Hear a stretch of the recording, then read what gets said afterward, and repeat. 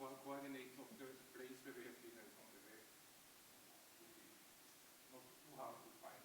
So it's my great pleasure to introduce our lecturers for this session, and it's now going a bit more towards practical application. So we have AI optimization.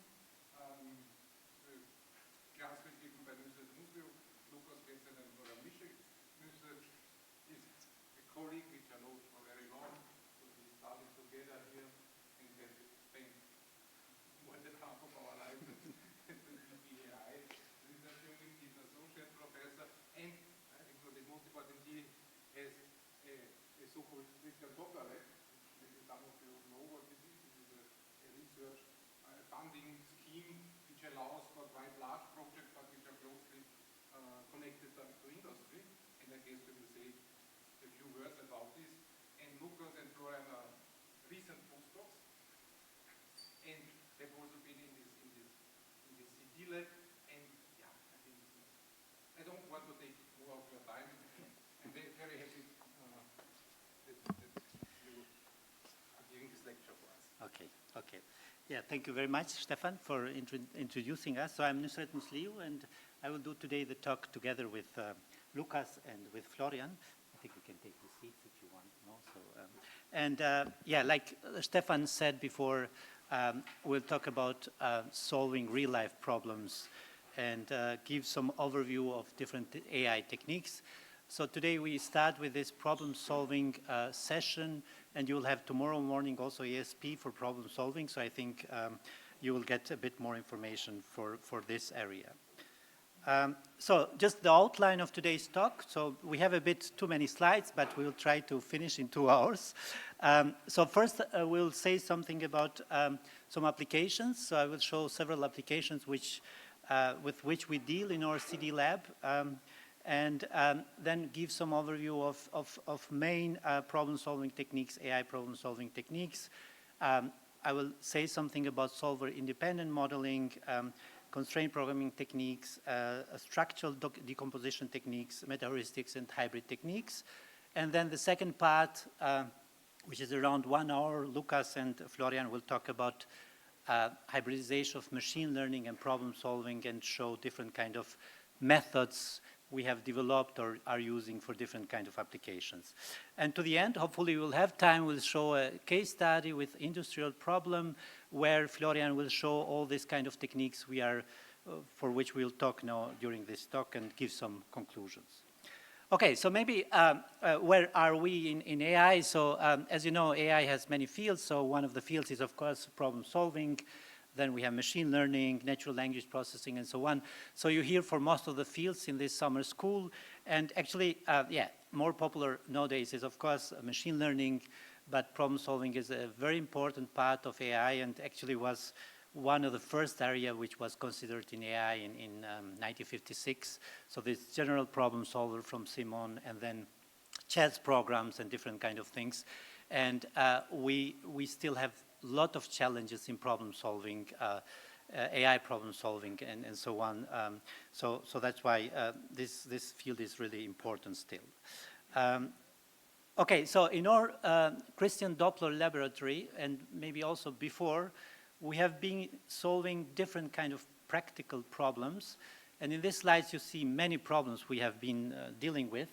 And as you see here, mainly we have problems which are from scheduling, planning, but also some sport timetabling, educational timetabling, like high school timetabling, then problems in production. I will say something about some of the problems later on, but also some classical problems like set covering or traveling salesman problem, for example, Sudoku even. So there are some problems which make fun, of course, to solve them. And as you see, there are a lot of very, very important practical problems. Okay, so I will go a bit more deeper in one of the areas to show to you one possible area which is very important, and this is the area of employee scheduling. And we'll see what kind of problems we have in this area, especially in practice. And the reason why those problems are very important is because they influence the lives of employees. So if you have employees working in 3 shifts somewhere and so on, it's very important to have enough free time to not work too much in night shifts and this kind of things. And we'll see different kind of problems later on which deal with this kind of tasks. And yeah, there are a lot of studies which have shown that if you don't have a good schedule, for example, if you work in too much night shifts and so on, there is some connection also with some illnesses and so on. So it's very important to have very good schedules.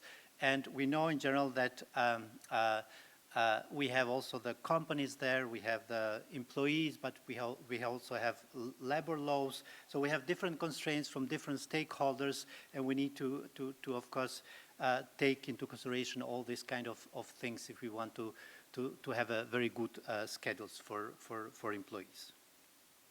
Where do those problems appear? So there are several areas which are listed here, for example, in airports, call centers, air traffic control, where we have just a problem called break scheduling, which may seem very simple problem because just making breaks is not really complicated. But if you need to make 10 breaks per shift and the air controllers need to keep their concentration, they have to be concentrated all the time and so on, then it's not so easy to make such kind of schedules.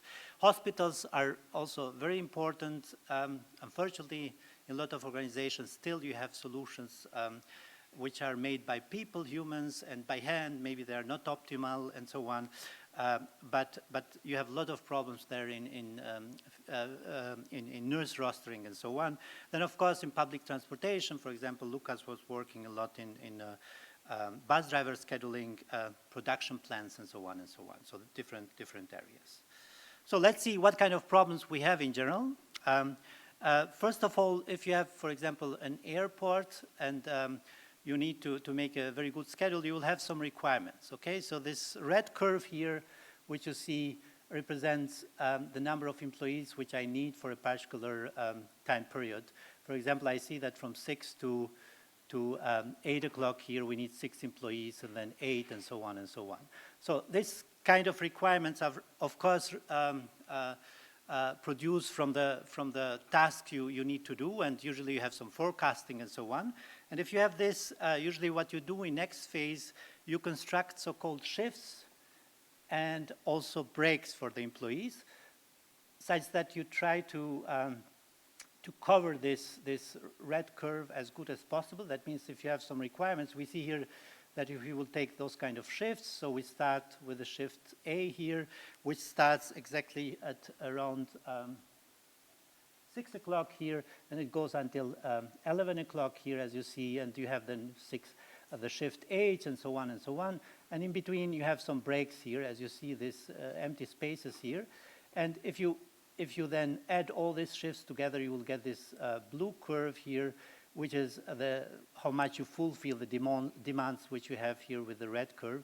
And as you see, for some critical applications, this may be problematic because you have some shortage here, maybe you have here too many employees, and so on. And of course, organizations don't want to pay too much, and it's not so easy then to really make good shifts and good breaks for the employees so that you cover the requirements, but in the same time, you don't have too many employees, okay? And there is another phase which is called assignment of the shifts. So this is one of the problems we will show a bit more also in instance space analysis later on and so on. And this is called rotating workforce scheduling, where if you have these shifts here and you have some employees here, for example, employee A to I here, you say to them where they will work on Monday, Tuesday, and so on. So employee A works in a morning shift, Frühschicht in German, on Monday, then again morning, and then afternoon, and so on. And you can imagine that you have different constraints here if you want to make a right schedule for the employees. Okay, and we have several papers here in this direction. The papers are just listed to the end of the slides. Okay, so let's see this rotating workforce scheduling, just to illustrate what kind of constraints you can have. So, like I said, we see here a typical schedule here where we have the employees here. Then we have the days of the week. So this is a week schedule. And inside we see the shifts which are assigned to the employees.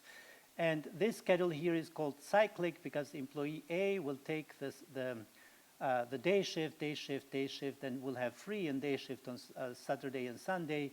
And then in the next week, we'll take the schedule of employee B and so on, and employee L will take the schedule of employee A. So that means every employee will have the same schedule to the end of the schedule. So that means as an input, you have some shifts, you have number of employees, and the length is basically the number of employees times 7 here because it's the whole week. So now what kind of constraints do we have here? Like I said, from these labor laws, and there are also studies in medicine and so on, there were, different regulations were made so that the employees have really good schedules. And for example, one of them, which is important, is to not have a bad shift sequences, okay? So you can imagine that having day after night is not at all good because you don't have free time at all. But maybe you never thought about night, free, and day. This apparently is not good for sleeping and so on. So you need to have some sequences which are better for the rhythms and so on. And typically, as an input, you will have this kind of sequences given, which should not appear in the schedule. And then, of course, what we have here is the maximum and minimum length of periods of successive shifts. This is especially for night shift important because, like I said, there are studies which shows that if you work too much in night shifts, this may be problematic, and you have also the constraints about maximum, minimum length of working days and days off. You may ask why for days off. We have this 2 to 4 here because sometimes just having one free day is not a good idea, and that's why you may have this kind of constraints. And of course, the organizations have their temporal requirements. So they need, for example, in day shifts here, as we see, 3 employees exactly on Monday, and we need to fulfill also those requirements, okay? So if you have this kind of input, yeah, please.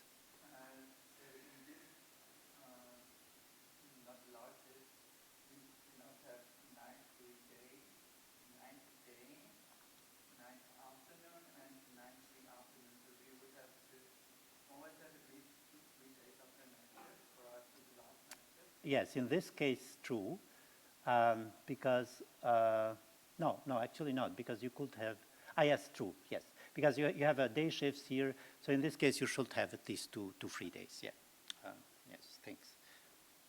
Okay, so what is the aim? So we have, I'm telling now the difference now between constraint satisfaction and constraint optimization.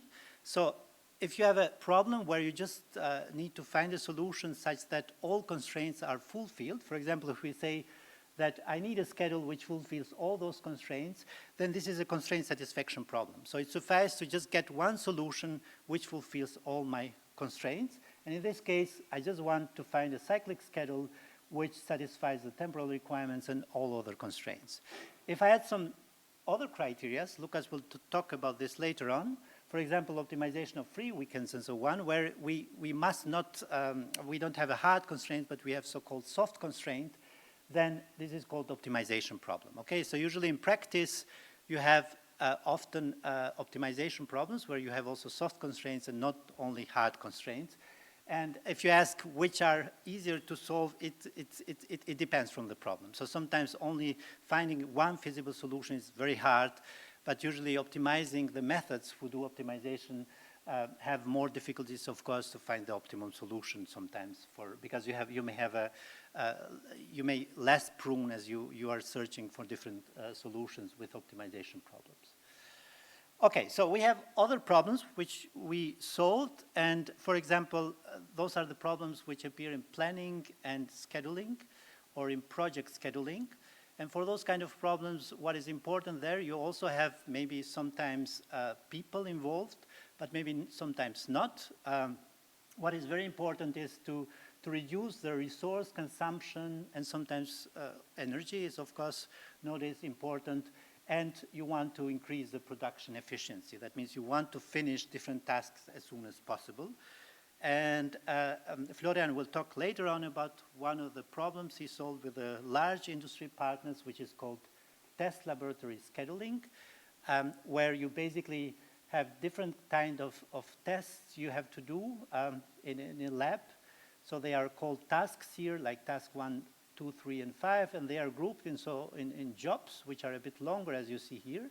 And each of those jobs or tasks need some resources. So they can be people, they can be different labs, they can be different equipments and so on. And if you have a lot of tasks, you want to construct a schedule. This is also called project scheduling sometimes. So it's a more general problem is project scheduling.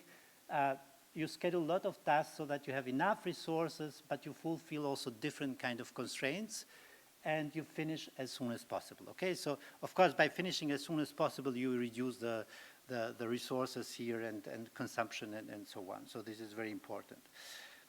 Then we had a problem from semiconductor industry where you need to put some jobs into ovens, and this is called oven scheduling problem.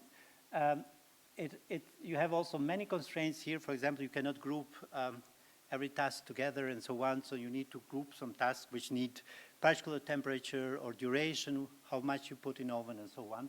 And this is also a very interesting problem. Then a colleague of us who is not here today, Felix, worked also on a problem called paint shop scheduling problem. This is in automotive industry where you have a lot of parts of the cars which you need to color, usually put in so-called skids, which have different configurations. And then with those skids, these parts go in different cabins where there are robots which paint those parts. And what is very important here is because you have different colors you have to use to have less change of colors, and you have different kind of constraints which you need to fulfill here. And for example, this is one typical problem where actually we don't know optimum solutions. So we could not really ever find a method which solves very large problems to optimality yet. And there are a lot of other problems. For example, Lucas participated sometimes in a competition called Torpedo Scheduling Competition from ASP. And in the iron industry, where you have also a lot of constraints. Then we worked in parallel machine scheduling problem where you have different kind of machines. You have jobs and you have eligibility of machines. You need to assign jobs to machines such that you finish all of them as soon as possible.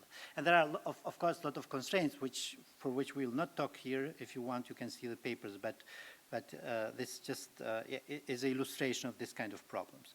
And like I said before, we have then the problems in educational timetabling. For example, we have been working high school timetabling here, which maybe also seems a very simple problem, but actually it's a very, very complicated problem. So I had a PhD a few years ago, Emir, who worked for 4 years only this problem to really find good solutions.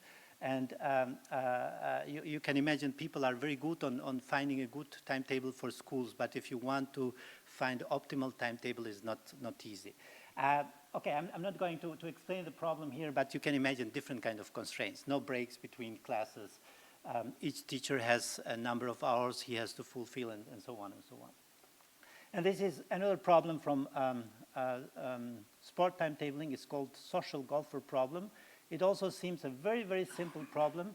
So you have a number of golfers here which play golf every week. So you see the golfer numbers 6 and 10 and 12 play together in this week. And then in total we have 15 players, as you see here. And the aim is to find a schedule so that those players play a maximum number of weeks such that 2 players don't play more than once here, okay? So here, for example, 6, 10, and 12 should not appear somewhere else here. And of course, you have some upper bound of number of weeks in which you can play. And the original problem was with 32 players, 8 groups, and 4 players. And I also had here very, very good students who worked in diploma thesis for this problem, and this is also very, very complicated problem. And of course, to the end, Sudoku, you may say, why we want to solve Sudoku? So Sudoku is, of course, solved. So if you put a 9-to-9 Sudoku to constraint solver or ASP solver and so on, you will have solutions almost immediately. But if you go to higher scale, 8-8 and 9-9 and so on, then you may have of subgrids here. Still some techniques cannot solve this kind of problems. And like I said, some problems are just interesting to work with them. Okay, so maybe just a connection here. So our faculty is actually now also trying to set some goals about sustainable applications and also try to connect also research to this kind of applications. And probably you have seen this Sustainable Development Goals of United Nations. So if you take our problems which we are solving, then of course those are very important for responsible consumption and production. Some of them are very important for decent work and economic growth, because those are important for companies. And like I said, for workforce scheduling, good health and well-being of employees and people is also very, very important. So this is just to show some connections to those goals we have here. Okay, so in principle, the problems which I showed until now, so maybe just to clarify this, the term problem solving, because of course problem solving is used for everything. So you can also say problem solving by machine learning. So which is not maybe this problems I'm solving, but I'm solving other kind of problems. So we are talking here about discrete optimization problems, okay? So or in general so-called for so-called NP-hard problems. And this is the main problem we have here for all the problems which I showed, is that they are in general NP-hard problems. That means we don't have efficient algorithms which run in polynomial time to solve this kind of problems. And we in principle, in worst case, need to try all possible solutions. So that's why we want to have a better techniques to solve this kind of problems. And you know that P not equals to NP is not solved problem, and we don't expect that we will have efficient algorithms which will solve any NP problem, NP hard problem in efficient time. And in principle, but if you have a problem, such kind of problem, solving it will be very easy if you can enumerate all possible solutions. So if I take this schedule here, it will suffice to see all possible combinations I have for each field. So if I have 4 shifts here, I have 4 possibilities here times 4, and so on. So in total, I have 4 in power 84 possibilities, which are, some of them are of course not legal, yeah? So if I take just here FFF, everything, of course, I will not fulfill the requirements and this kind of things, but they are candidate solutions, okay, which I have to prune in some way. And like I said, in principle, I could write a procedure very easily to enumerate all these possibilities and then just find the best solution, but this number is too huge, and that's why yeah, you cannot really rely on such kind of methods or exhaustive search in general. And you need to find a better way to find solution for these problems. So now we are going now to AI problem solving techniques to give some overview of different kind of techniques you could use for solving such problems in reasonable time, because if you need to solve the problems very fast, you will need maybe some approximation and so on. Okay, but maybe before I go there, where is this connection to the industry now? So in general, of course, if you want to use different kind of techniques from AI, you could start from existing problems. There are a lot of problems which are present in the literature, and you can just solve them and apply your techniques, develop new methods, and so on. If you get a problem from industry, so the typical process is this. With all problems we had in CD Lab, most of them were not exactly defined in such way in literature. So we needed several steps before we go to solution methods. And sometimes this step is underestimated, but it's very, very important, and it takes actually a long time if you want to work with industry. So if you get a new problem from the industry, first thing we need to do is, of course, if we do research, to try to identify, is this problem interesting to solve or not? If it's a trivial problem, then we cannot do research, we cannot publish, and so on. And usually we say that our criteria to work with industry for this kind of problems is that the problem is at least NP hard, okay? So we try to get such kind of problems. But if we get a new problem, we need to go through several steps. First of all, this formal mathematical formulation sometimes takes for months, okay? Because people don't know what kind of preferences they have and so on, and you work with people who maybe are not work in completely different areas. So this step really takes a long time. Then, of course, you need to identify related problems in literature. You need to do some complexity analysis. And of course, for research, it's very important to get some general variants of the problem, because if you just solve the specific problem, then maybe you cannot publish. And what we are trying to do all the time is also to provide the new instances to the literature so that the other researchers can take or solutions and try to improve those. And the techniques which are listed here, I will say something about most of those techniques, and Florian and Lucas then later on. But like I said, just an overview because we don't have so much time. Okay, but what is the classification of AI, and I put it here, optimization methods, because actually there is no clear border between AI methods for problem solving and optimization methods. Usually we classify as AI methods which were developed from AI community, but of course there is a lot of overlaps between the optimization, mathematical operations research, mathematics and so on, and AI. But we can say that for some of the techniques that they sure come more from the AI community because they are based on the intuition of people and logics and different kind of things. And so in general, we can, as you know, we can classify the methods in so-called complete approaches, which in a way guarantee that they will find an optimum if they have enough time, okay? And having complete approaches for real-life problems is not so easy, and usually if you have too large problems, you will not be able to solve with complete methods. But no, they got better and better. So now you can really even solve some very, very large real-life problems using those methods. And typically from AI community, constraint programming came from AI community. Answer set programming, you will hear a lot tomorrow from Martin and Gerhard, I think. And of course, from SAT community, they have also very good solvers, SAT for constraint satisfaction, MaxSAT for optimization problems.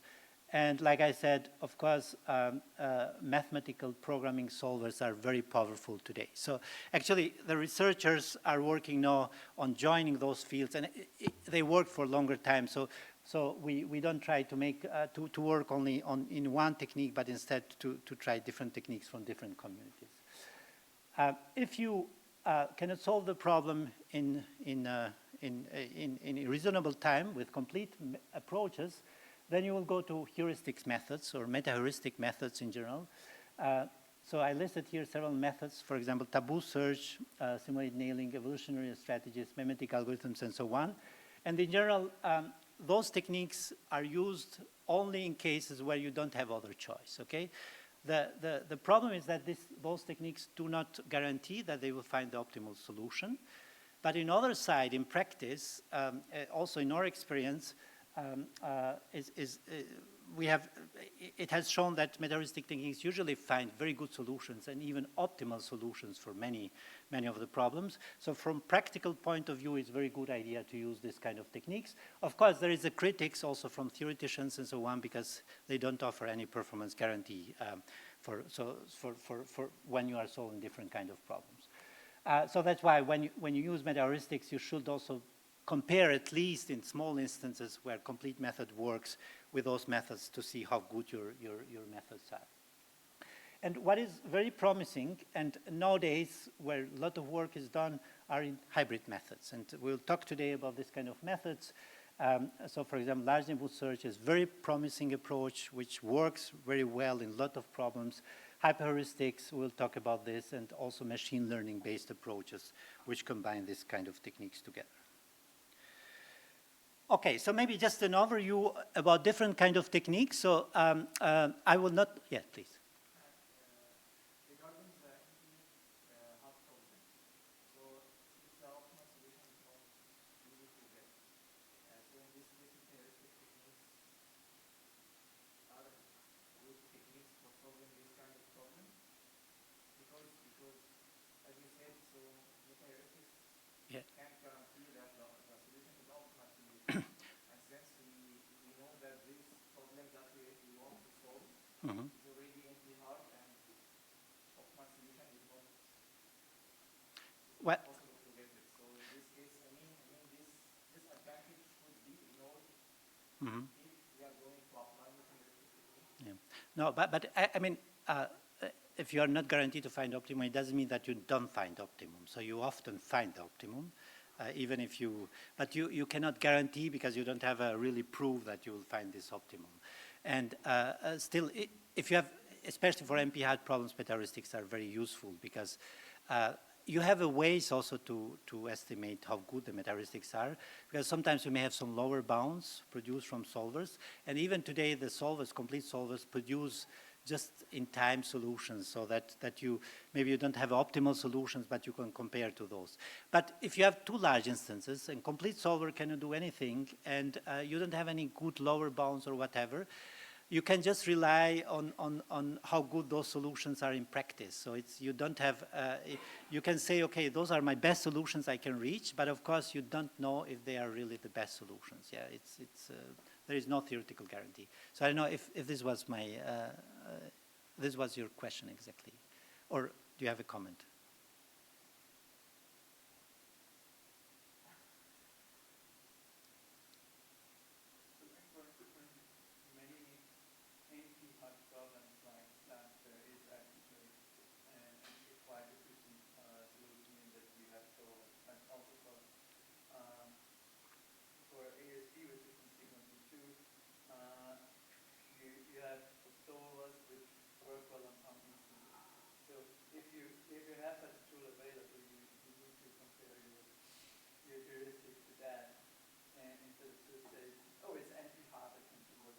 Yes, yes. No, that's true, of course. Like I said, first thing you have to try are complete methods, okay? So don't go directly to meta heuristics. But like I said, meta heuristics are the last choice. You must do sometimes, yeah? And I mean, you can criticize them, of course, but if they work in practice, yeah. Yes. Why I should go for the complete methods instead of going to meta heuristics? No, if complete method can find optimal solutions, then of course you don't need. They can, if they cannot find, there is a good chance that meta heuristics will find acceptable solutions and maybe sometimes optimal solutions. Yeah, because sometimes by randomness or by searching some part of the search space, having some guidance, you may have good solutions, okay? I mean prosperity, for example. Yes. Okay, with large instances. Mm-hmm. Let's apply constraint programming or unstructured programming. Yes. And most probably, or we know that Yeah. we will not reach the optimal solution with this complete method. Mm-hmm. Mm-hmm. So meta heuristics can, why I go for this instead of going to meta heuristics? I mean, you can But, always try the stupid thing of yeah. using a timeout on your, you can always try the stupid thing of using a timeout on your complete approach and running that Yeah, to yeah. next switch. So if the complete approach terminates, then you take that. If it doesn't, then you Yeah, choose yeah. the complete. Now, why do you go for complete methods is because you don't know beforehand. So even if you have an NP-hard problem, it can be that with complete methods you find a solution. So you have to try it first. And if you cannot, then if you go directly to meta heuristics, that means you, I mean, of course, if you can prove that you cannot find a good solution with the complete methods, but you cannot prove this in general. So it depends how much you invest in modeling and different kind of things so you can solve better and more and larger problems. So it's a not good idea to go directly to meta heuristics before you really spend some time in complete methods. Yeah, it's at least my opinion. Yes, please. Sorry. For these kinds of problems, typically the question is not, can we solve them? Can we find the optimal solution? But can we find the optimal solution without spending prohibitively much time on it? So the complete methods are complete because they guarantee that eventually it will find the solution, but eventually might be after the works. Okay, so I think I will continue. So with constraint programming techniques, I will not, like I said, say much about those, but usually those are based usually in tree search. So you have different kind of techniques like backtracking, forward checking, and so on. And then you have a lazy clause generation where you combine with SAT methods, different heuristics you can use for ordering of the variables and so on. And usually state-of-the-art constraint programming solvers include different kind of mechanism to solve constraint optimization problems.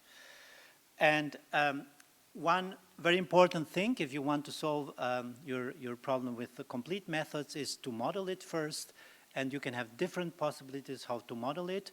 it makes really a difference depending from that what kind of model you have. So it's to come to your question back, it's very important to spend some time to really find a good modeling. And if you have a good modeling, you can use different kind of solvers. For example, for constraint programming, we have very nice solvers from Google, like OR Tools. Shaft is from Melbourne, CPU Optimizer from IBM, and we have also MiniZinc challenge, where different kind of solvers are compared between each other. And for mathematical programming, we have also very, very powerful solvers now from Gurobi and Cplex, and especially, yeah, I mean, if you compare to constraint programming or even, as I said, programming, then you may have some areas where some of techniques may work better than CP or vice versa. For example, especially in scheduling, constraint programming solvers are pretty good. But we have here no free lunch. Later on, Lucas will talk about this. So to the end, you don't have a method which works in all problems, outperforms all other techniques. So you need really to be here, yeah, to know more techniques if you really want the best solutions. And then tomorrow you will hear about answer set programming, I suppose a lot. And yeah, you have also Potasco solver. I think Martin worked also himself in Potasco solver, no? And DLV from Calabria and Teuvin and so on.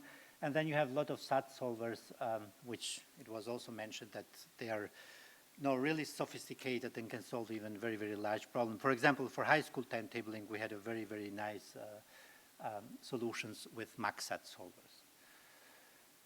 Okay, so regarding modeling, I'm not going maybe in some real life problems, but let we have this, you know, the zebra puzzle from the Russell and Norvig book, just to see how typically constraint programming formulation or constraint satisfaction formulation looks like. So we have basically variables, we have the domains of the variables, and then we have some constraints we put for those variables. And this problem is this one here. So you have 5 houses, each has different colors, where 5 persons of different nationalities will live. Each of them prefers different brand of cigarettes, different drink, and different pet. And you have given some facts here, as you see, so you need to find out where does the zebra live and in which house do they drink water, okay, so in this case. What are the facts here? So the Englishman lives in the red house, the Spaniard owns the dog, cools are smoked in the yellow house, and so on and so on. So I'm not, maybe just one more constraint. Cools are smoked in the house next to the house where the horse is kept, and so on. So if you will be asked to formulate this problem as a constraint satisfaction problem or a CP problem, you will have first to think what are the variables, which values they can take, and how can I put the constraints, and so on. And for example, a typical possible formulation, of course, you could have also other formulations, are to say as a variable I have each color, red, blue, and so on, nationalities and brand of cigarettes and so on, and the domain of variables are the houses which I have, okay? So typically you will not come up with this formulation very fast, okay? So you need to think some time, and but you could also find other formulations for this problem. And when you have this and you have some constraint solver, then it's very easy to put the constraints. So you have this so-called declarative problem solving, where we have constraint programming, but also answer set programming and so on. You just put the constraints and then ask the solver to solve your problem. And in this case, for example, the simple constraints will be that N1 is equal to C1 for this constraint, or for this constraint, the man who smokes Chesterfield lives in the house next to the man with the fox. B1 minus P2 is equal to 1, and so on. So very, very simple constraints in this case to solve this problem.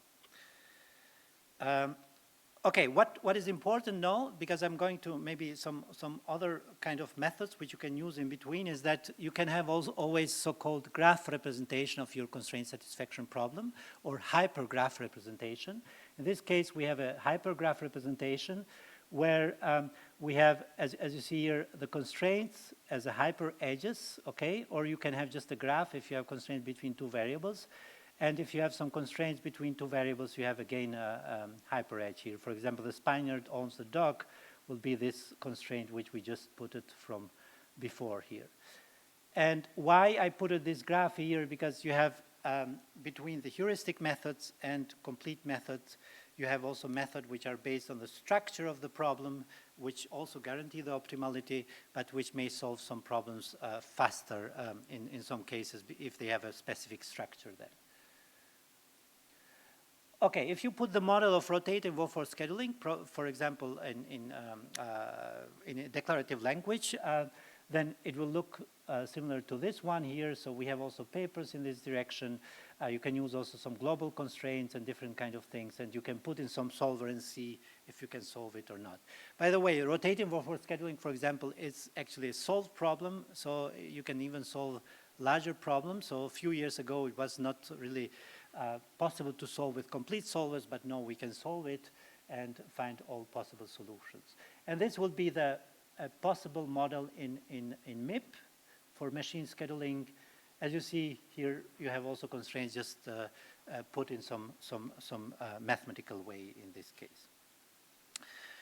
Okay, so one possibility you have if you want to use complete methods is to use a mini-zinc. So it's a package, it's a constraint modeling language actually from Melbourne, from Monash University. And you can model here optimization and constraint satisfaction problems in high level. And why we call it solver independent is because this is a very interesting tool. If you write your model in this modeling language, it will be translated to this flat zinc, which is understood by many solvers. So you have 10th of solvers which can be used. And of course, this translation, so one, you may lose something, and sometimes it's a better idea to go directly to the solver, but it's a very good tool to try different methods and compare between them, and they maybe decide which method to use further. And it's very good because it's free and open source, and it's also used in industry nowadays for solving different kind of problems. If you go to mini-zinc, I'm not stopping here now to this model, but the model, for example, for map coloring of Australia here, where you have a map of different regions here, which can take different 3 colors, as you see here, let's say red, blue, and black or whatever. Then a model, typical model in mini-zinc will look like this model here. As you see here, we have the constraints here, we define the variables, we call the solver to solve the problem, and we just put the output here. But typically, even if you take some real-life problems, you will not have too large models. And I think tomorrow you'll see probably more examples with ASP, which is also a very, very powerful way to present your models for different kind of problems.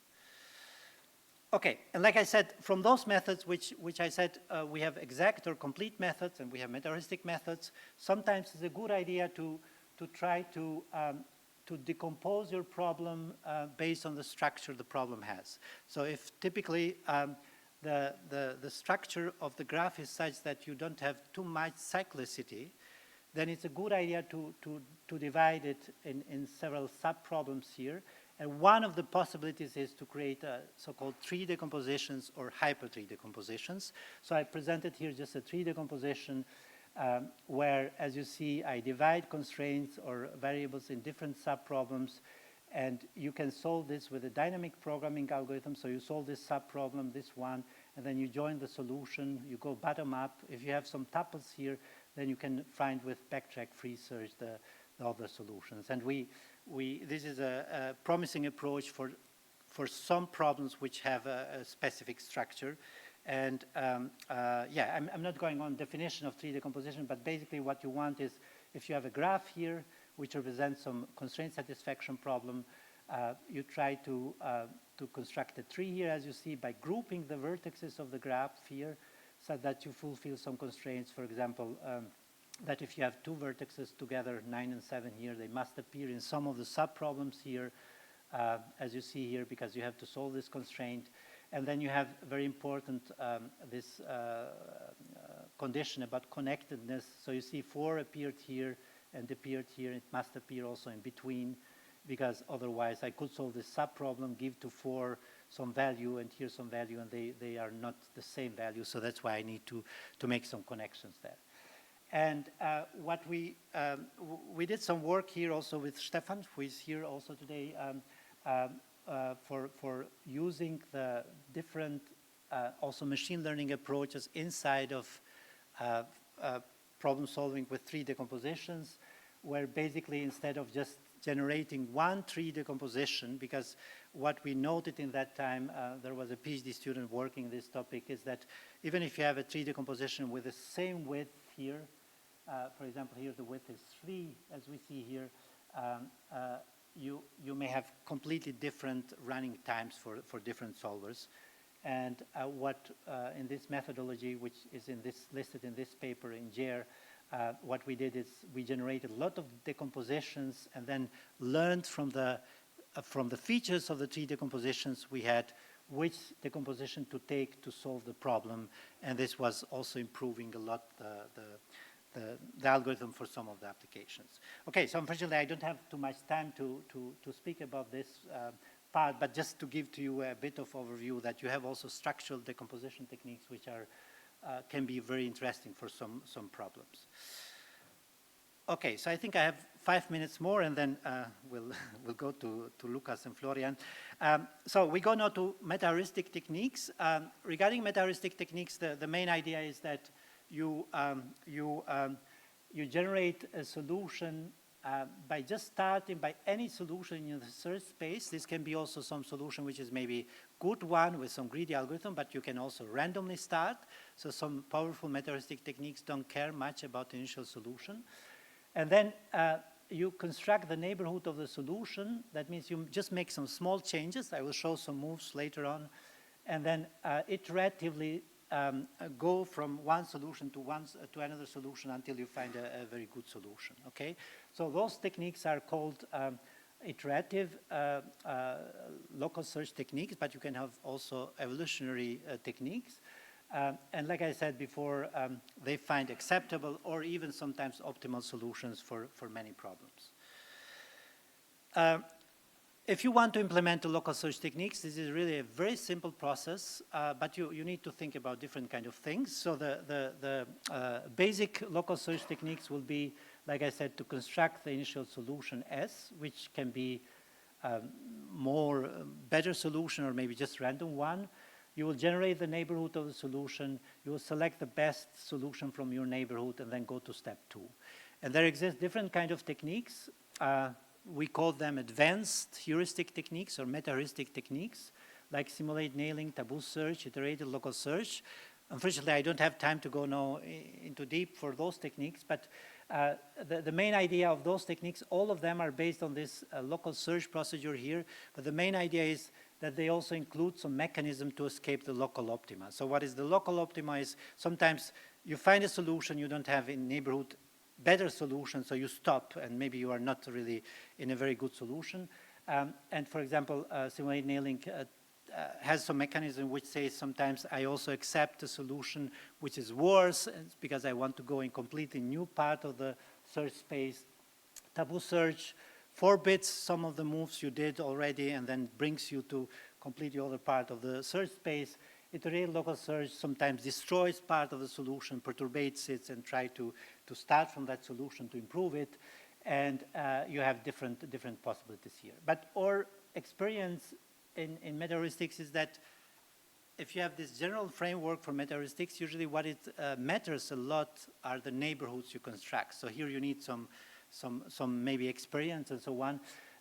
And there are some simple neighborhoods you could use. For example, if I take rotating for scheduling here, I have a schedule which doesn't fulfill my constraints. I could just swap 2 fields here, as you see, D goes here and then N goes here, or I could take the whole block and so on. So you should try different kind of neighborhoods because just taking one maybe sometimes is not enough to escape the local optima. If I have this route here, I could swap these hedges. If I have machine scheduling problem here, I could swap the jobs between machines and so on and so on. So you have different possibilities. But usually it matters a lot what kind of neighborhood you found, and this is not an easy process always to find this good neighborhood. So this is, we say sometimes more art than practice and art than really some systematic way how to find the neighborhoods. You have also genetic algorithms. I'm not talking about those, but basically they are population-based methods. That means you don't start only from one solution, but you start from many solutions which are generated maybe randomly or in some other way. And then by mixing them, by crossovering them, for example, you see a crossover operator here, which takes different part of the solutions. For example, if I take this solution, this one here, I take the first part from this and second from another one. And the idea here is that by doing crossover mutation and mimicking the evolutionary process in nature, eventually the best solutions will survive later on. So there are a lot of things which are important here, the selection mechanism and different kind of things. So I cannot talk here, but one possibility is also to combine local search with this population-based heuristics. And if you are interested on memetic algorithms, then you have this reference 16 here. Okay, so maybe just two more slides, and then we will go to the next topics. So one technique which I think at the moment is almost my favorite for when we do problem solving is the large neighborhood search, because it combines exact methods with heuristic methods, and especially for very large problems, it's a good idea to try it. So. What is the main difference between large neighborhood search and local search you have seen before? Basically, here what we have is similar to that what we had for local search. We have also neighborhood, but we take much larger neighborhood. But the idea is that if you take this much larger neighborhood, you also solve it exactly, okay? So if you have some solution, some initial solution, of course you will stop if you are satisfied, but usually you apply some destroy operator, so you can randomly change part of solutions or whatever, and then you take this part of the subproblem, which is solvable by complete solvers, so you can use any kind of solver here, like CP solvers or ASP or MIP and so on. So we had recently papers also with different technologies, and this depends, of course, a lot from type of the problem which you have. And then you try to repair this path. So by doing this often, then you have good chances to get better solutions, because of course, from the neighborhood, large neighborhood you take, a subproblem you take, you may have much better solutions if you use the exact solvers. Of course, you cannot take two large problems here, because then the exact solver will take too much time, but this combination is really very good, and it showed for a lot of practical applications that we had, it gave the best results. So it's a good idea to try it in some situations.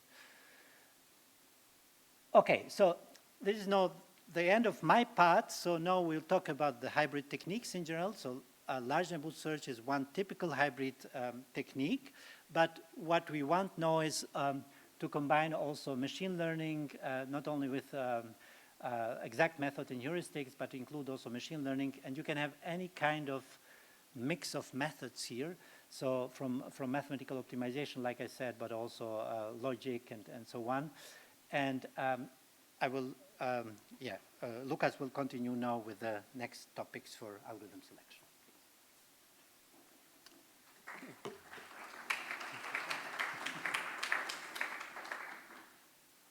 Okay, thank you. Yeah, so the first topic that I'm going to talk about is automated algorithm selection. And so basically, as you've seen so far, there are several different techniques that we can use to solve these optimization problems. And as we've also heard, sometimes it's not clear which one is the best, or at least not the best overall. But we have several techniques that are each promising on a subset of the instances that we have. And so the idea is now, instead of just using one method and applying this to all the instances, we have multiple methods. And now for each instance, we want to select which of the methods we want to apply. Because basically what the no free lunch theorem states is essentially we've got, we usually don't have one method that is better than all the others in all the cases. So there are different formulations of this no free lunch theorem. Two of them are stated here. For example, for any algorithm, any elevated performance over one class of problems is offset by performance over another class. So really, there are some instances where one of the methods is performing better and others where the other method is performing better. And the question is now, how do we select the best algorithm for the particular instance that we want to solve right now? And this idea is actually quite an old one, so it goes back to 1976 to this framework by Rice, the algorithm selection framework, that gives us the basic building blocks that we need if we want to select our algorithm. So we have here in the top left, we've got the problem space P. So basically, we've got our set of instances that we want to solve. And for each of these problem instances, we now want to represent this instance in a way that we can learn which algorithm would be the best for our particular instance. And so we cannot just feed the whole instance into our system, or at least usually we can't because the instances are quite large and complex. But instead we want to extract some so-called features, which are basically some numeric descriptors of an instance that should tell us something about the structure and the properties of this instance. So of course you can think about simpler features like the size of an instance, but we are also interested in more complex features that tell us something about the structure of an instance and ideally help us to discriminate between different types of instances. Then we've got our algorithm space, so a set of different algorithms that we have. So of course we would not include algorithms that are not good anywhere on our problem space, but if we have algorithms that at least show promising performance on some of the instances, we can include it here. The next thing we need is also a performance space. So we need to measure the performance of our algorithm in some way. And we've seen satisfaction problems. There it's usually quite easy. You want to find a feasible solution, so usually what you measure here is the runtime to find this feasible solution. For optimization problems, it's already a bit more tricky. Usually you want to optimize the quality of your solution, but on the other hand, maybe what's the difference between a method that takes very long to provide a high quality solution versus a very fast method that provides a slightly worse solution. So sometimes you might also want to think about a combination of both runtime and solution quality for this performance space. And then the idea is to loop back here. So use the performance of our different algorithms on our instances, and then learn from these features a selection mapping, so a mapping from a feature vector to a particular algorithm that we want to use to solve a particular instance. So that for each instance we then select the most promising algorithm from our algorithm space. So this is basically the summary of what I've said for the previous slide. So we've got our problem space P with the instances, our feature space that represents measurable features that we can compute in a reasonable runtime. Of course, if feature computation would already take too long, then there's no point in doing this. We've got our algorithm space and we've got the performance space. And then for a given problem instance with our feature vector F, find the selection mapping into the algorithm space such that the selected algorithm maximizes the performance metric. That's the core algorithm selection problem. Now, if we go back to our example that we already had several times, rotating workforce scheduling, we can think about how we would apply this to our example problem. So as a reminder, we've got this demand matrix, which tells us how many shifts we need for each day of the week. And we've got various constraints regarding the sequences of shifts that we want to assign. Now we can think about those four spaces and what they would be for our problem. So for the problem space in this specific case study, we had 20 real-life instances for this problem and 2,000 generated instances from a random instance generator. For the algorithm space, in this first part, we compared a constraint programming model that was modeled, as you already saw before, in this minisync constraint modeling language, and that was then solved with this lazy class generation solver Shaft. And we compared this with a meta-heuristic, which combined methods from mean conflict heuristics, taboo search, and random walk. And the idea was that these different methods seem to show different performance on several of the instances, and we wanted to figure out if we can select the most promising method automatically. We need a performance space, but that's easy for this problem because we're dealing still with the satisfaction problem, so we just measure the runtime, and there's a timeout of 1,000 seconds in this case study.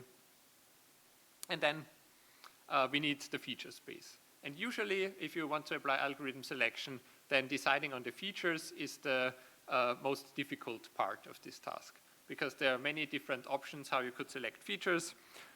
So this is the formal description of the instance data that we get. So you're given all these things. and then you need to come up with useful features from all these parameters of your instance. And those features should ideally describe what makes your instance harder or easier to solve for particular algorithms. So in this case, we came up with, let's say, 3 major categories of features. So the first category that you can always take from any problem are some that we call direct instance features. So really just things like the size of the instance, or some parameters like this minimum and maximum lengths of working blocks you can just take directly as features. More interesting are usually some more advanced instance features that you somehow compute from your instance. And here often working with the problem before helps to somehow understand intuitively what might make your instances harder, and then you can try to put this into some calculations that you can actually use as features. And for example, there are things like work fraction, so the percentage of all days in the schedule that are spent working, or the ratios between different types of shifts, how many requirements you have for different types of shifts. But then there's also more complicated ones like this block tightness, so I can't go into more detail, but basically we calculated bounds for the number of blocks in the overall schedule, and intuitively whether you have a lot of range for choosing the size of your blocks or whether this is very restricted seem to make a difference. And then a third category is what we call in this case model features, but in general you could say probing features. So anything where you can, for example, run a fast algorithm, like run a greedy search heuristic, or in this case we did this mini-sync to flat sync conversion and then the initialization in our solver, and this gives you certain statistics like number of variables it generated. Yes? One question about the features that you cite. Are they specifically to solve like scheduling problems or are specific to this system? Yeah, unfortunately in this case they were specific to this particular problem, so to rotating workforce scheduling, so all instances of this problem, but basically specific to rotating workforce scheduling, and if you deal with another scheduling problem, you need to come up with other features. One advantage of these features would be that they are very general, and so you can use them across different problems. The disadvantage was that at least for this problem, the model features were actually not advantageous, and we really needed those specific features for the domain. Yes? So for the mini-sync, the flat sync conversion on initiative, like in ASP there's like a grounding phase that can take a very long time, and when you say, okay, number of grounded variables would not be equative because it takes like too long to compute. Is it similar in mini-sync or do you have a fast conversion always? So in this case, the translation was very fast, so like less than a second, I would say. So it depends on how much time you want to spend to get your features. Of course, if you take a very long time to get a feature and then it's not a very beneficial feature, then this is basically wasted time. So you need to experiment a little bit. Sometimes it could pay off to spend more time on a very good feature that then really helps you to decide on an algorithm very reliably. But usually we try to have features that are very fast to compute. Yes? There are so many features, and because sometimes, for example, if you have a graph-based programs, there are so many features that don't know how to select. Do you ever consider how to analyze the importance or the similar stuff to deal with it? Yes. Actually, in the next part after this algorithm selection part, I will talk more about instance-based analysis, where one part is also to identify which features are the most important ones and how to reduce a large number of features down to fewer. Okay, so now that we have all those 4 components for our algorithm selection, we can now use basically any supervised machine learning approach to learn this mapping from the feature space to our algorithms. So there are, of course, many different methods. I can't go into any details on them here in this tutorial. Some popular ones are, for example, random forests, support vector machines, and so on. But of course, nowadays also deep neural networks. In case of the rotating workforce scheduling problem, we used random forests. They are fairly simple and fast to use. and they provided some quite good results. So for this selection between this minisync model and the meta-heuristic, we could at least get an accuracy of 80% for selecting the faster method. Sometimes CP methods have quite varying runtimes between similar instances, so it's not always that easy to find the fastest method, but still this was quite a good result. But interestingly, we could get even better results when we tried to, for example, predict which instances would run into timeout on both methods. So basically identifying the hard instances with 93% accuracy, or also to immediately predict just from the features whether an instance would be feasible or infeasible with actually 98%. Now, I've talked about learning which algorithm to apply for a particular instance, and then you just commit to this algorithm and use it for the whole instance. But there's also other ideas where you can apply learning in conjunction with optimization. For example, later in this tutorial, Florian is going to talk about learning within algorithms. So basically, which algorithm component you want to pick next, and then you apply this, and then again choose which one to apply next. And you can also think about various other ideas where you can learn within an algorithm. For example, in tree search, Nysret has mentioned tree search before. There are also several things you can learn here, like which variable to select next for branching, and also which value to assign first in your branching decisions, and many other options. Now, I've also mentioned that actually selecting your set of features is usually the most difficult part of this algorithm selection process. So is this always necessary? Well, there's actually some recent research going on that tries to eliminate this process of manually selecting features, and instead, for example, feeding the instance data as a time series directly into a recurrent neural network, a type of deep neural network. And there's a recent paper, for example, with an application to online 1D bin packing. However, it probably needs quite a bit more research before it can be applied to really large-scale industrial problems. Now, in the next part of this tutorial, I'm going to talk about instance-based analysis, which basically extends the ideas of algorithm selection. Because actually, now in the previous part, we had a model that told us which algorithm to use. But often these models are not very transparent. I mean, well, we get a recommendation, but based on what? What are the important features? For random forests, you could analyze the trees a little bit. For other methods, probably they are complete black boxes, but maybe we actually want to understand which features make it harder or easier for particular algorithms to solve our instances.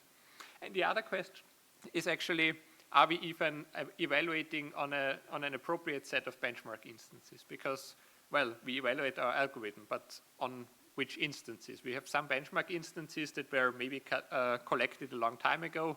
Maybe they're not covering the whole space of instances that would be interesting. Maybe the results are only given as like an average performance over a large set of instances, but in reality, some algorithms are better on some subspaces than others. So that's why in 2014, Kate Smith-Miles and co-workers proposed an extension to the framework by RISE. And this expansion helps us to do what's called instance-based analysis. So we still have the building blocks from before. So there's the problem space up here. Then we've got the feature space and the algorithm space and performance space. But now this extends it in a few directions. So first, we are now really talking about this separation between problem space and the problem subset that we have. Because we need to be clear that we actually never look at all possible instances of a problem. Usually that space is just too large. But we're actually looking at a subset that we have. And this subset is biased in some way based on however we generated the instances. And also when we have this feature space and directly learn an algorithm mapping from this feature space, we might not know actually what the connections are between the features and the algorithm performance. That's why in this model, we've got this second large or bold black arrow up here, and that goes to an instance space. So we're going from our high-dimensional feature space with maybe tens or even hundreds of features in an extreme case and we want to go to a two-dimensional representation, which just takes the most important features and gives us a projection into two dimensions, which we can use for visualization. And then we can do also all sorts of things there. Like we can visualize so-called footprints, which are areas where certain algorithms are very strong. We can try to do the algorithm selection directly from this two-dimensional space and then have a graphical visualization of our selection. And therefore, we can analyze our algorithms much better. So those are the four main extensions: separation of problem space and subspace of instances, the two-dimensional representation. The selection mapping can be computed directly from this two-dimensional representation, and we can visualize the performance. And yeah, with that we can look whether we have good features and what are the most important features. We can infer whether we need additional instances or whether we are covering this space already quite well. And for that, there's also a software tool that is freely available. So there's a web page and also the GitHub page for that. You can also find that later in the slides as well.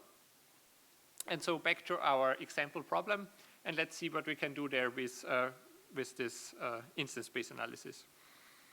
So now, instead of a problem space, we're not talking about only a subspace of instances that we have with those real-life and generated instances. This is not due to the instance space analysis, but in this part of the case study, we actually had two different constraint programming models that were analyzed, where one of them has some additional constraints that seem to make it much faster in some cases, but much slower in some other cases. So we were interested in what features actually influence that. And we still have the meta heuristic from before, and still the same performance space and feature space. And now roughly what this methodology does is it looks at all the features, and then it starts with bounding some extreme outliers, doing some normalization. Then it actually removes features based on their diversity. So some features that have only very low diversity among the instances are automatically removed. And then it retains only those features which have a high correlation to the performance of the algorithms. And then it does some clustering of features. And then you only end up with a small subset of your original features that are supposed to be the most influential ones. And you end up with a projection like this. So we want to have two dimensions in the end. And this is the projection matrix that we got out of this system. And those are the most important features according to this methodology. And that's what the visualization looks like. So now we can visualize that. And basically, we've got our two projection dimensions here. And each dot here is one of the instances. And each of the subgraphs shows us one feature. So where yellow means high values of this feature, and blue means low values of this feature. And immediately we can look at this, and we can see some things that are noteworthy. For example, we've got two separate clusters. That's basically the butterfly with the two wings. And we don't actually want to have that. But we can use this instance space to figure out why this is the case. So if we look at this particular feature, we see that one of the clusters has the same value for all the instances there. And the other cluster has all the other values. And we found out that so this feature corresponds to how much the amount of shifts varies between different days. So it turned out that one of these clusters are all the instances that have the same demand on every day. And the other cluster are all the other instances which are very in demand. But actually, it's either no variation or quite a lot of variation. But there are instances missing that have just very little variation between the different days. Another thing we found out was up here, you can see 3 highlighted instances that are outside of the clusters. And those are actually 3 out of the 20 real-life instances. So the generated instances are not actually covering all the instances that are interesting in real life. So we wanted to do something about that. So with this visualization, basically, we then decided we need more instances because of these things that we found out. And we wanted to cover this gap. We wanted to include all these real-life instances and also extend the range of employees that was used for these instances. And with that, we added more than 3,000 new instances. So we adapted the existing instance generator and then we had new instances, and then we did this analysis again. And here you can see the extended instance set in comparison to the previous one. So now we got a different projection with some slightly different features. That's why it looks a bit different now. So the two previous clusters have now rotated 90 degrees. Those are the green ones. And the red ones are now the new instances. So as you can see, they're now covering this gap. Blue are the real-life instances. I don't know if you can see them, but most of them are now very well covered. There's one that's still a bit outside. But in general, we now have a much better coverage of the real-life instances. And we have covered this gap in between. And what's also interesting is by the features, previously we had the number of employees, so the size of the instance. Now we actually don't have this anymore. So actually the difficulty of the instances in this case does not seem to be related that much to the size of the instance, but more to the internal structure of the instance.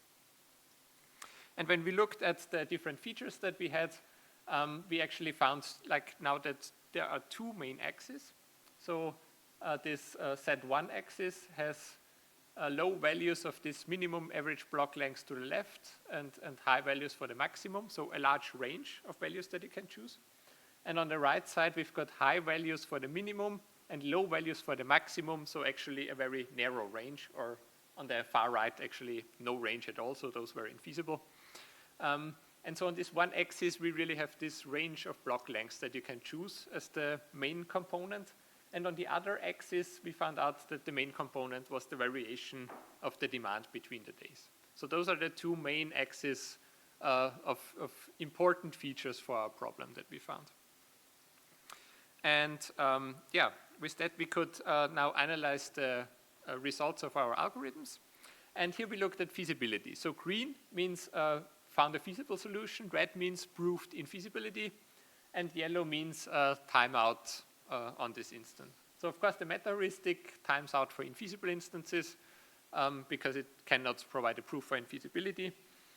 But it is very good for the feasible instances. It's usually very fast to find a solution there. And we can see for the two different constraint programming models that the timeouts are distributed differently. So for Shaft1, the timeouts are way more in this infeasible space, while for Shaft2, it seems to be very good at proving infeasibility, but the timeouts are way more in the feasible space. And we can also see if we combine all the methods, then there's far fewer instances with timeouts than for any of them individually. So they really have different benefits. We can also do this for the runtime, which looks quite similar. And so in the end, we can generalize these results that we've got here. So from these like individual results for the individual instances, we can now generalize to areas of the search space where we expect good behavior by the individual algorithms. So in these three graphs, the dark areas are those where in general we expect a particular method to work very well. And the light areas are those where we expect a particular method to perform poorly. And now we can also use this space to do algorithm selection directly from this instance space. And that's what we have here. So here we have a support vector machine portfolio. And here you can see the different areas. So for this clearly feasible area, we should just take the meta heuristic because it's very fast here. For these maybe not, some of them might be feasible, some infeasible instances down here, and also the ones over here. We should take the first constraint programming model. And for this boundary between feasible and infeasible, which seems to be the hardest, we should take the second constraint programming model. And here now we have a clear visualization of this algorithm selection portfolio. And we can clearly relate this to the features and really see which features make which method work better or worse. And we can also see a gap in between here. What does that tell us? Well, that's actually the area where none of the methods performed really well. But we can also use this information and basically use it to inform the user that these are hard instances, so they're expected to take longer. We can allocate more runtime for those, or even start multiple methods in parallel because we know that these are more difficult instances where we might need more resources to solve them. So yeah, to sum up, instance-based analysis allows deep insights in both the algorithm behavior, the features that we have, and also the instance distribution, and whether we need new instances to solve our problems. And with this, I'm going to hand over to Florian for the part on hyperheuristics.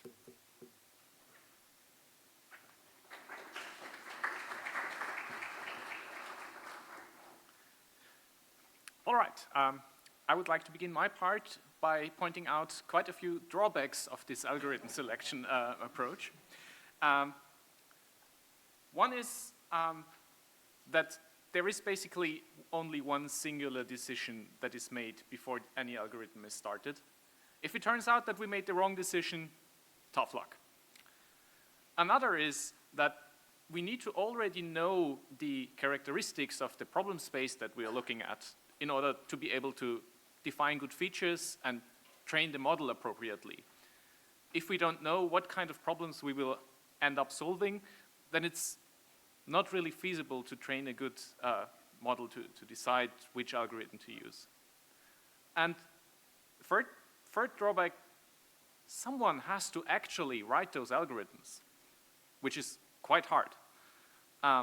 So wouldn't it be nice if we could find problem-solving techniques that are able to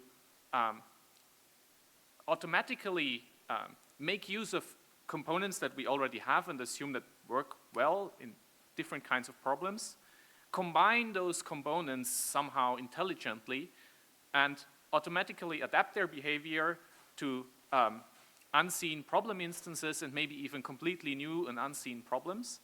And going even one step further, wouldn't it be nice if we could save ourselves the work and have algorithms that come up with new problem-solving techniques automatically, just magically by themselves? And I wouldn't be asking this question if I didn't have some kind of answer. And one way to try to answer this or face this challenge is via a family of techniques called hyperheuristics. I would like to start with an example. And if you think back on this constraint programming, basically the main technique on solving constraint satisfaction problems is this tree search with backtracking. But in general, since real-life problems are often quite hard to solve exactly, basically all state-of-the-art solvers internally employ some sort of heuristics in order to find good solutions quickly. And one very popular heuristic in this regard is large neighborhood search.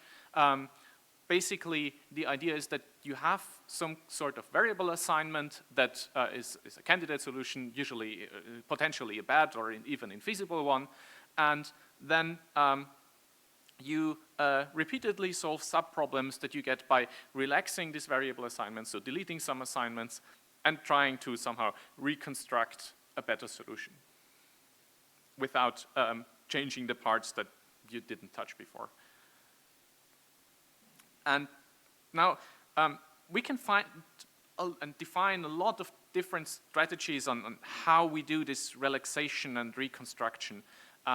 So, for example, we could just select a subset of the variables randomly. Or we could select variables that are somehow related by constraints with each other. We could select all variables that currently have the same value assigned to them. Or we could just assume that all the variable values that we have are some sort of start time and assume that we're in a scheduling problem and then use these start times to build some kind of random partial order. And you can already imagine that this works really well if we actually are solving a scheduling problem, but it's completely useless in all other cases. And similar for the reconstruction step, we also have a lot of different options. Even if we say, okay, for reconstruction we use what we already know well, we use some kind of backtracking search because that works well for CP, with a limit because we don't have infinite time. But even here, we have to decide on how to select these variables and how to then select the values to branch on and so on. And now you can already see that we have a lot of options of how to design this large neighborhood search, and not all of these options will be good for each instance. Not all of these options will be good for each problem, but what's more, not only is typically using only one strategy doomed to fail. Usually you need a combination of these different operators, which you don't know in advance which combination is going to be good, but also the best operator to use will change not only by instance, but also even for one single instance in the course of the search, different operators will be more promising than others.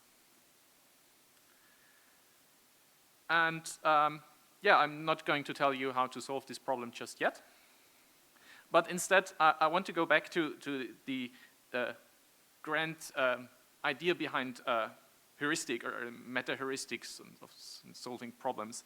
And basically the idea here for all of them, what they have in common is that there is some sort of solution space which contains all possible solutions to a problem. And what the meta-heuristic does is that it somehow moves through this space of solutions. It moves from one or a set of a population of solutions to neighboring solutions that have something in common with the current solution or the current population. And it does this by directly applying changes to these to the solutions that it currently deals with.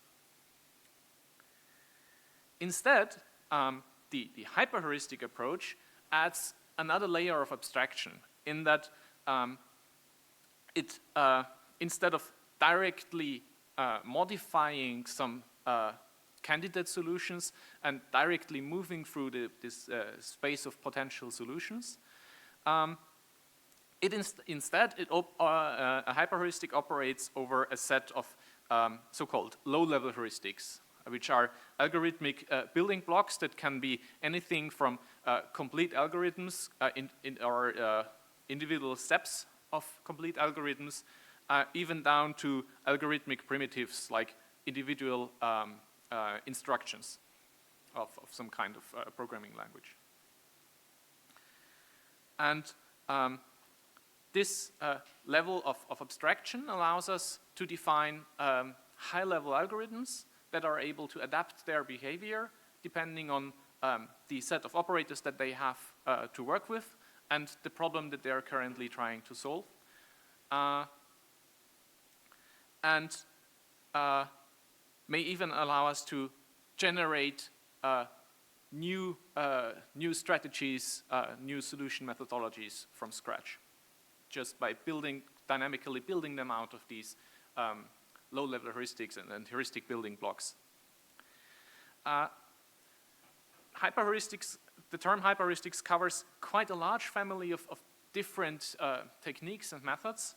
For time reasons, I will present only some examples of heuristic selection hyperheuristics, where we assume that we have a discrete set of low-level heuristics provided as input, and the hyperheuristic iteratively selects one or some of these low-level heuristics to apply to a candidate solution or a population of candidate solutions.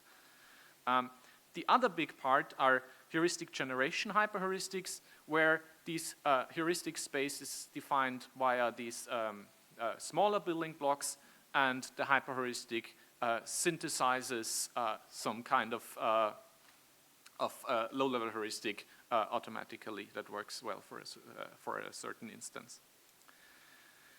We can also distinguish between whether the hyperheuristics, whether the set of low-level heuristics are construction heuristics in that they build up a solution step by step, or perturbation heuristics that follow more like the structure of local search, where you have a complete but potentially infeasible solution, and then low-level heuristics apply some kind of change to this candidate solution. And on the other hand, we can look at what kind of feedback is available to the hyperheuristic. So online learning hyperheuristics typically try to find a good policy of how to choose low-level heuristics while they are solving one in particular problem instance. Offline learning hyperheuristics try to develop and learn this policy, which is then later applied to new instances without further modification. And then there are also some hyperheuristics that apply no learning at all, for example, by randomly choosing low-level heuristics to apply or doing this in some predefined order. They can be surprisingly performant, give surprisingly good results, but not really interesting to talk about, so I will probably just skip those. And now we come back to the example that I mentioned at the beginning. And one way this problem was solved, so remember we have these different operators of how to select a subset of variables to relax, and then how to reconstruct these relaxed parts of the problem. And we already know which operators we have available. So what we can do then is we extend this idea of large neighborhood search by an adaptive component, where we say, okay, we have this portfolio of relaxation and reconstruction operators for which we don't know how well they work for the current instance. We don't know how well they work for the current state of the search within that instance while solving the instance. But we can learn that while solving the problem. So the idea is that starting out from an initial solution, we select one of these relaxation operators and one reconstruction operator, apply them to the initial solution, and just see what happens. In the beginning, we don't have any information, so we have to choose randomly. But once we have applied an operator, we will get some feedback. And that feedback is, did the solution actually improve? And if so, by how much? And then we can use this feedback to inform the selection of the next round of operator applications. Until at some point, we determine that either the solution is good enough or the time has run out and we stop. So the idea here is that each operator has a weight. And in the beginning, of course, these weights will be randomly assigned or uniform. And whenever we select an operator, then we use these weights in order to inform the probability of selecting an operator, so that operators with a higher weight are selected more often, operators with a lower weight will be selected less often. And once we have applied an operator, we update those weights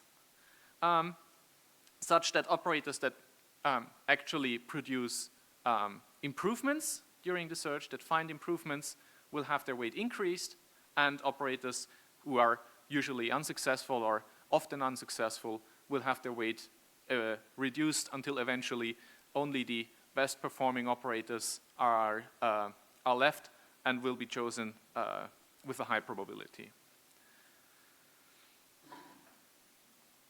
And Thomas and Charles, who developed this algorithm, actually then applied it on a large number of constraint satisfaction problems from varied different problem domains.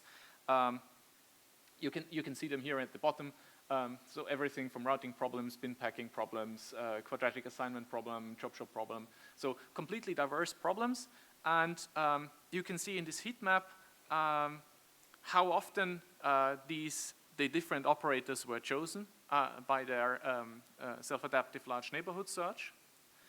And you can see that it really depends on what kind of problem you're currently looking at, which operators perform best. And the algorithm was able to automatically, without any supervision or guidance by a human expert who says, okay, for this problem, choose this heuristic, this low-level heuristic, it was able to identify which heuristics are perform well for which kind of problem, even without any knowledge, any prior knowledge about which problems would be relevant or which problems the algorithm would have to solve.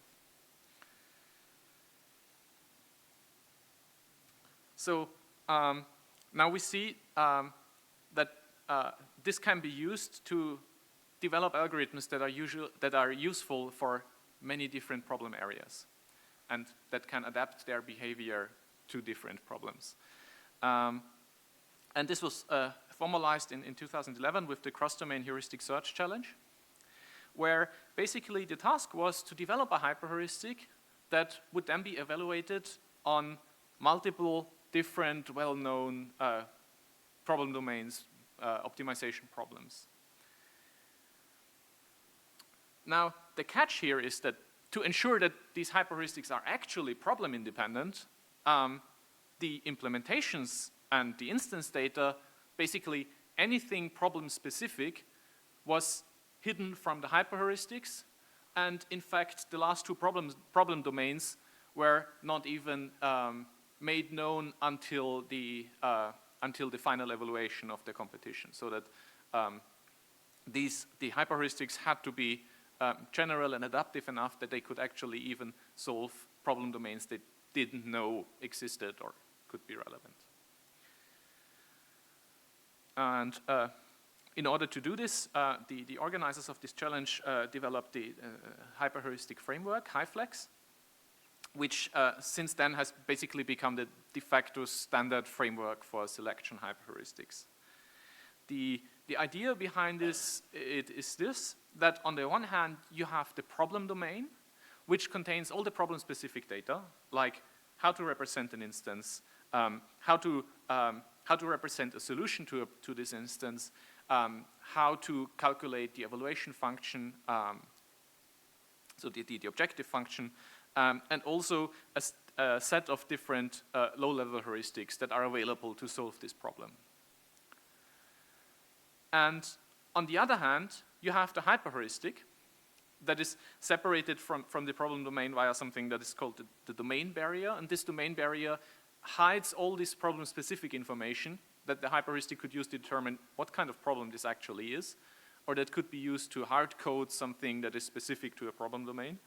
The hyperheuristic only knows how many of the low-level heuristics there are, and very roughly what kind of low-level heuristics there are,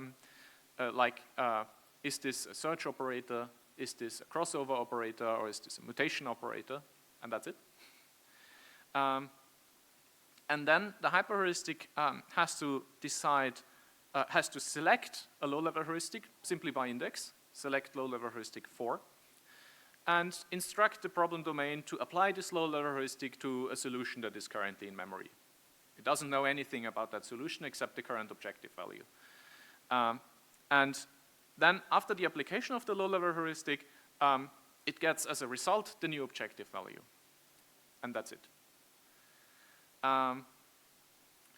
But still, this is enough to write algorithms that are that can deal with all these different kinds of problems,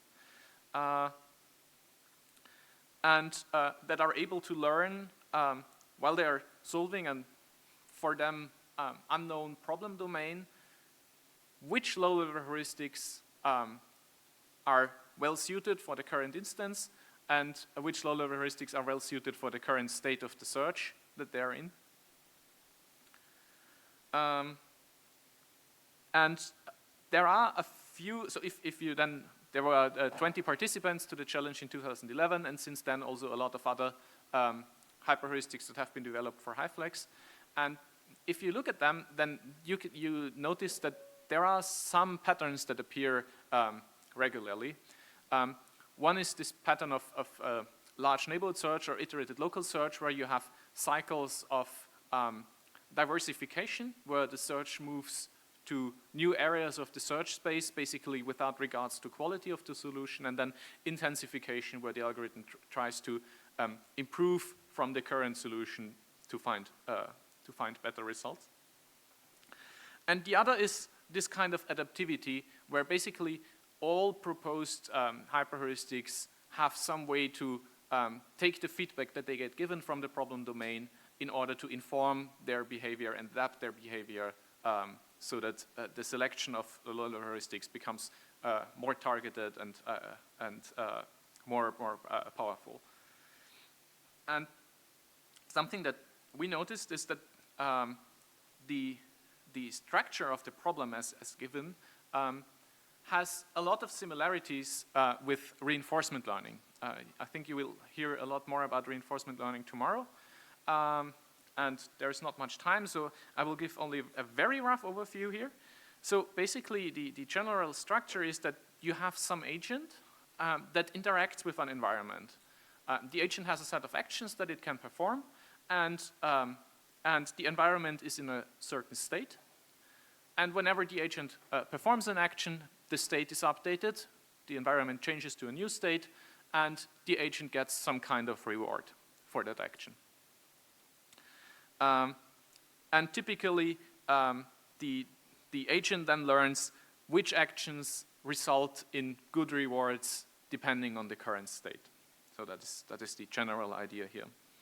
And if you think about how this cross-domain optimization problem is posed and how HyFlex is designed, you see that there is a natural fit to this reinforcement learning scheme in that the hyperheuristic takes the place of the agent that interacts with an environment, so that the problem domain, via applying one of a set of low-level heuristics, which are the actions in this case. And it receives a certain reward, which is then the new objective value or a function of that objective value. What remains then are different options for how to model the remaining components, like how to represent the search state, how to represent the decision policy, so how to map states to actions, and also how to update this knowledge based on the rewards that are achieved. We did some analysis, and here we implemented different options. And something that became apparent quite quickly is that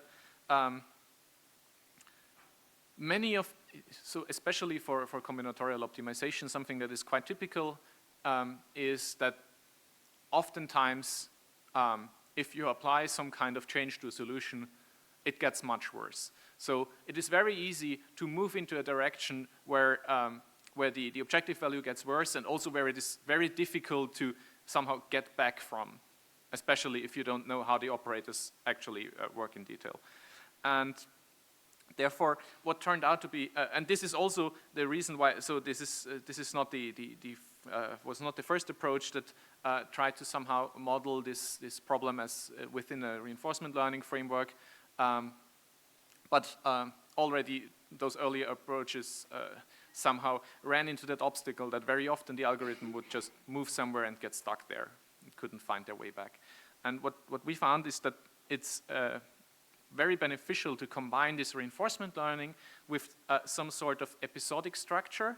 And in our case, this is solution chains. So basically, we have a chain of solutions that are achieved by applying low-level heuristics. And periodically, if we couldn't find an improvement until then, we reset the solution back to the best known solution, since we assume that this is a good place to start out from. It's the best we have found so far. Another key issue is how to represent the current state of the search, because the most natural thing to use here is to use the structure of the problem and the instance that we are currently solving and the structure of the candidate solution. But this information is hidden. We don't know anything about this. So what remains and what we do have is information about the history of the search, so the trajectory of the objective value and the low-level heuristics that we have applied. And from this, we can define several different features that we can extract from this history in order to inform and get an idea of where we are currently in the search and which actions to take from here.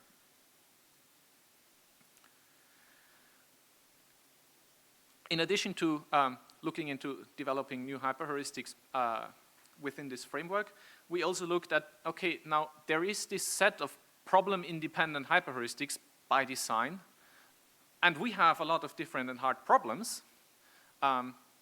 Couldn't we then apply these problem-independent hyperheuristics to the problems that we are working with.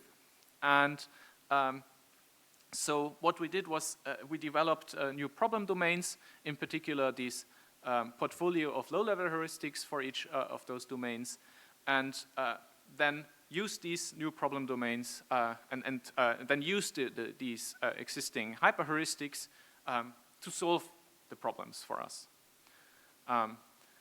And as it turned out, despite the fact that each individual run of these hyperheuristics started out with no information about the problems domain and the low-level heuristics, and all these problem domains were didn't even exist in this way at the time some of the hyperheuristics were written.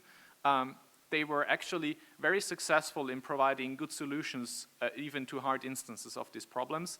And by good solutions, I mean solutions that often match the quality of the solutions that are achieved by problem-specific and heavily tuned meta-heuristics or complete approaches. All right, that's it for this introduction to hyperheuristics. I see I have 1 minute for the case study on one of the real-life problems that we worked on. So this is by necessity going to be very high level and very short. Yeah, one of the problems that we've worked with in this Christian Doppler laboratory is the test laboratory problem, test laboratory scheduling problem. I chose it because it's the one I've worked on the most.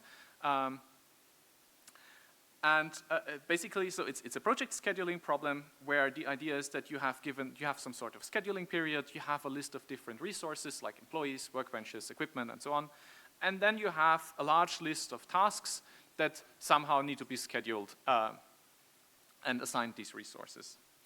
And for efficiency reason, the first step is to group these tasks into larger units, so-called jobs, and then assign an execution mode, a starting time slot, and some resources to each job such that the requirements of all tasks are fulfilled, basically. This would be too easy, so we also have a lot of different constraints and objectives that we want to minimize. So constraints to satisfy and objectives to minimize, which make life a lot more difficult. Like restrictions on how we can actually create this grouping, restrictions on time windows, where to schedule stuff, and so on. So this is how such a schedule might look like. You have seen a similar picture before. I will just very briefly go through the different techniques that we tried and evaluated for solving this problem. We developed a constraint programming approach where a major challenge was how to represent this grouping, because we don't know the number of jobs in advance, so we also don't know the number of basically decision variables in advance. Then we used this CP model as the, let's say, as the repair step in a very large neighborhood search, where we repeatedly remove the assignments of one or a small number of projects from the schedule, and then use CP to reinsert them. We also evaluated different meta-heuristics, because it turned out that for realistic problem instance sizes, well, exact approaches wouldn't do it. But I will skip over those. And I already mentioned it before, we also developed a portfolio of low-level heuristics so that we could apply these problem-independent hyperheuristics.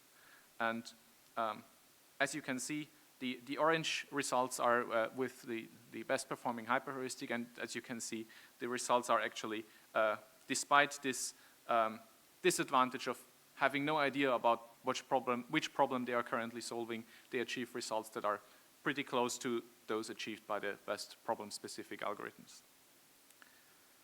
All right, that's for my part. Now some closing words. Yeah, so this is the last slide, so you can go to the break after that. Yeah, maybe just some conclusions. So from our experience with industries, we have noticed that many problems are still solved manually. So And there is really a huge potential from the problem we have seen to improve solutions in practice. Of course, you have some people who are very talented in making planning, scheduling, and so on, but usually you can still improve a lot in most of the situations. And we had several success stories, as you see here, from different practical problems where the solutions are now used also in practice from the industrial partners with which we work together. But yeah, our practice was also confirming this no free lunch theorem that in principle, like Florian just showed before with different methods and Lucas and so on, you don't have best methods for all instances, for all problems and so on. So it's really a good idea to try combination of AI and optimization techniques together if you really want to be more general, to be able to solve different kinds of problems and to be successful in practice. If you ask maybe what are the challenges, of course there are a lot of challenges. We are not yet in AI at the point where we can say we can completely solve automatically the problem. So most of the problems need really some really knowledge of algorithms, models, and different kind of things. And I don't think that this will come very soon. So to have a kind of ChatGPT for problem solving, which will solve this kind of problems very, very fast.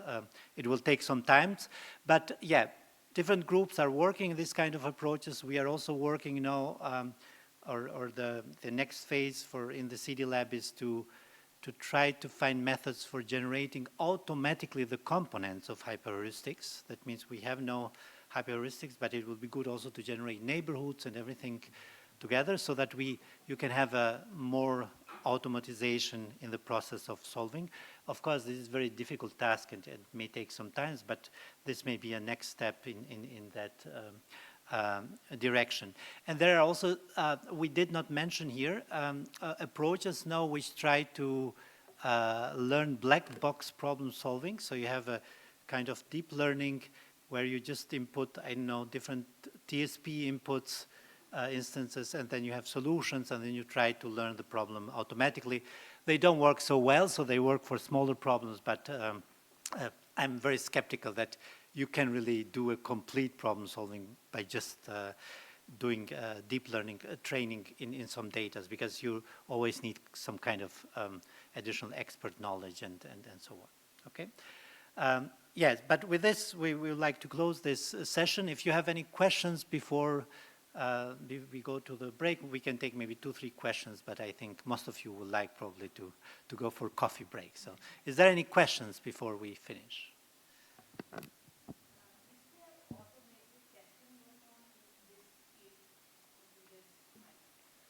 Automated testing,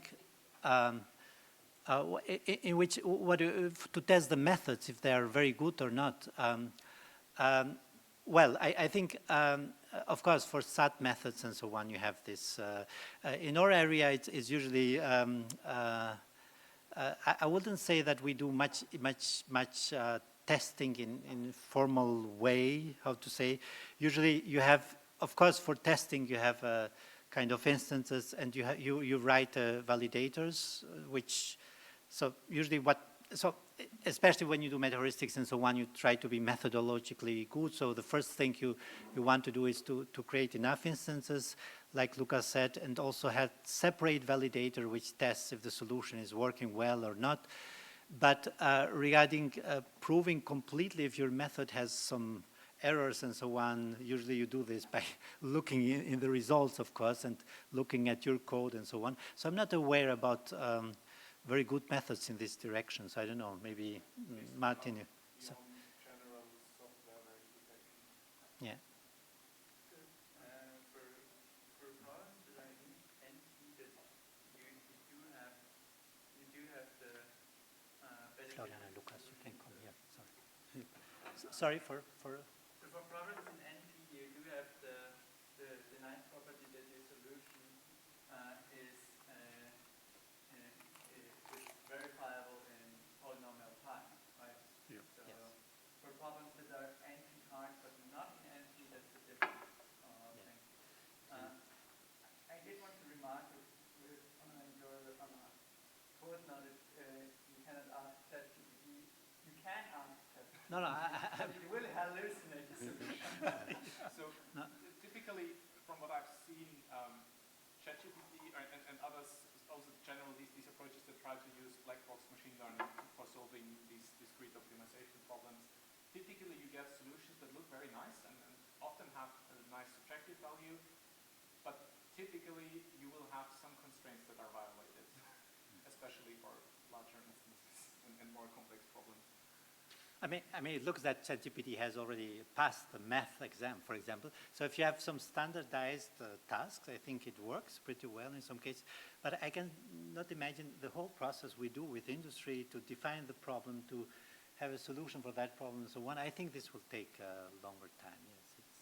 But of course you can ask. Yeah. I guess it also depends on the problem. If you ask it to solve Sudoku, which is well known, then probably the results will be better than if you ask it to solve torpedo scheduling, something like that, pinch of scheduling.